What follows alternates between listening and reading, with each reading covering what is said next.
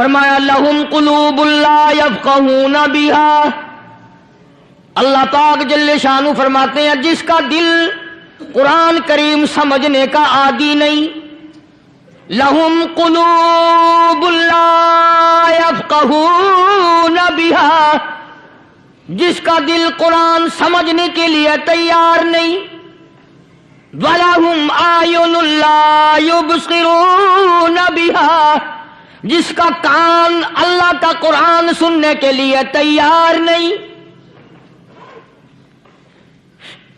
أَمْ لَهُمْ آذَانٌ لَا يَسْمَعُونَ بِهَا، أَمْ لَهُمْ آذَانٌ يَسْمَعُونَ بِهَا، جس کا کان خدا کا قرآن سننے کو تیار نہیں۔ خدائی فیصلہ سنو، اللہ کے قرآن کا فیصلہ سنو، اللہ کے کلام کا فیصلہ سنو، جس کا کان میرا کلام سننے کے لیے تیار نہیں، جس کو میرا قرآن سن کے مزہ نہیں آتا، جس کو میرا کلام سن کے حلاوت نہیں آتی، جس کو میرا کلام سن کے لذت نہیں آتی، جس کی روح تازی نہیں ہوتی، جس کو لطف نہیں آتا، جس کو کیف نہیں آتا، جس کو سرور نہیں آتا، جو میرا قرآن سننے کو تیار نہیں، جو میرا قرآن آنکھوں سے دیکھنے کو تیار نہیں، جو میرا قرآن سننے سمجھنے کے لیے تیار نہیں، آؤ پھر خدائی فیصلہ سنو، فرمایا اولئک کالانعام،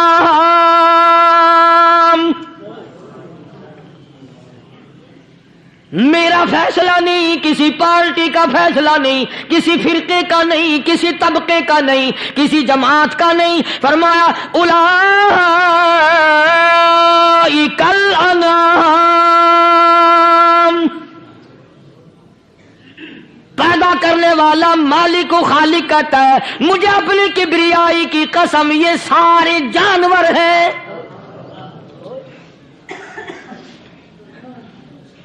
یہ سارے کے سارے جانور ہیں، یہ درندے ہیں جو ایک دوسرے کو چیر پاڑ کر کھاتے ہیں، یہ درندے ہیں جو ایک دوسرے کا خون پیتے ہیں، فرمایا بل ہم اضل، جانوروں سے بھی بدتر۔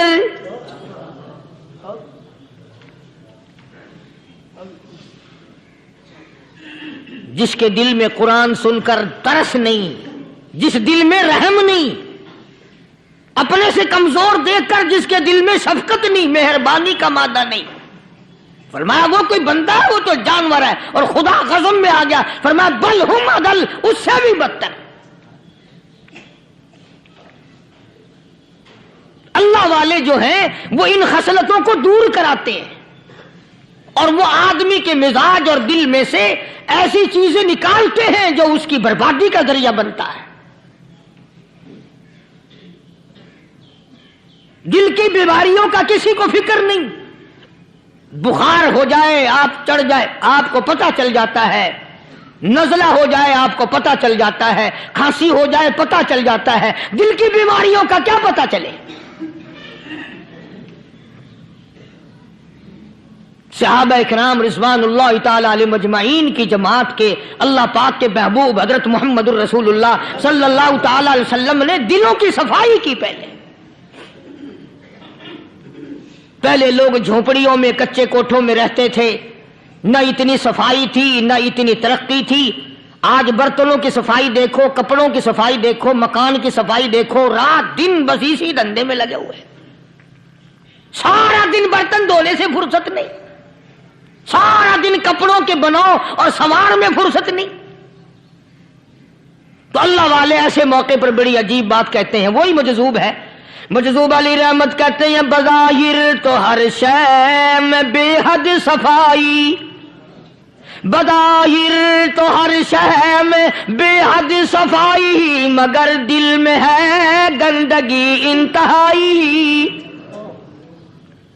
بظاہر تو ہر شے میں چہرے کی صفائی، بدن کی صفائی، نہ جانے کتنی قسم کا صابن ہے، نہ جانے کتنی قسم کے پاؤڈر ہیں، نہ جانے کتنی قسم کے شیمپو ہیں، نہ جانے کتنی قسم کے کپڑے ہیں، کیا چال ڈھال ہے، کیا نئے نئے ڈیزائن ہے۔ مجذوب کہتا سب کچھ دیکھ لیا بظاہر تو ہر شے میں بے حد صفائی، مگر دل میں ہے گندگی انتہائی۔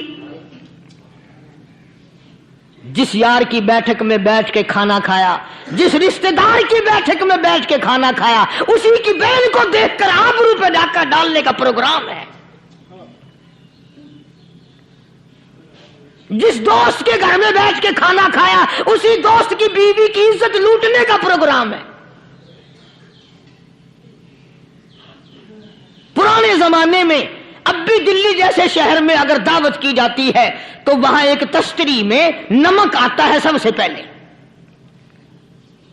عرب میں بھی دستور تھا پرانے زمانے میں، اگر کوئی دعوت کرتا، کوئی تقریب کرتا، سب سے پہلے نمک آتا تھا۔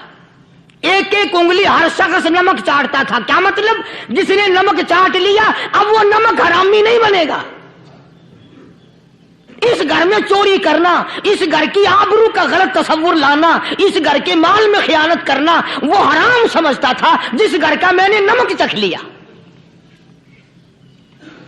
اور مسلمانوں کی بات نہیں، ہندوؤں کی بھی یہ باتیں تھی۔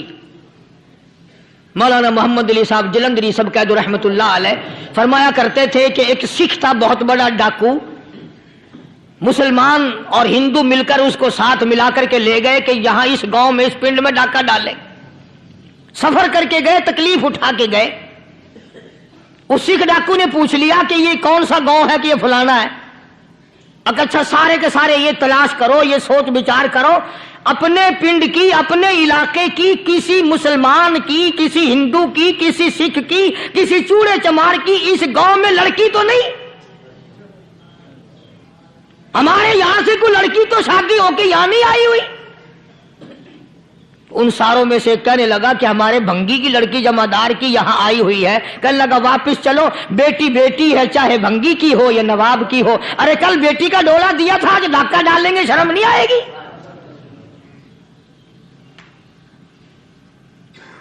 آج وہ تصور کہاں چلے گئے؟ اور ہم سب روتے پھرتے ہیں سکون نہیں، سکون نہیں، اطمینان نہیں۔ ارے اطمینان آئے گا کیسے؟ ہمارے دل بے ایمان ہے، نیتیں خراب ہے، آئے گا کہاں سے؟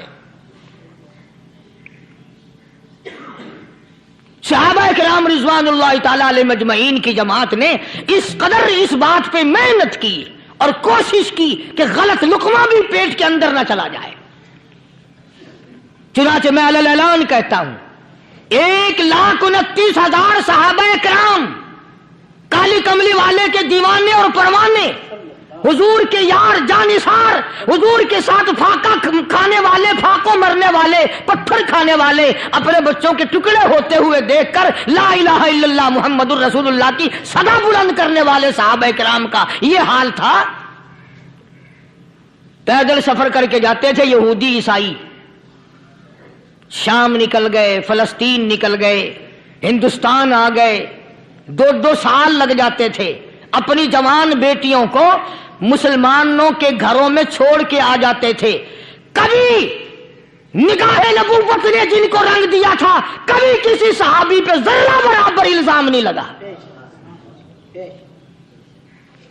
ان یہودیوں کا، ان عیسائیوں کا یہ عقیدہ تھا کہ محمد صلی اللہ علیہ وسلم کے جو غلام ہیں ان کی نگاہ بھی پاک ہے، ان کے دل بھی پاک ہیں، ان کے ارادے بھی پاک ہیں، ان کے ہاتھ بھی پاک ہیں۔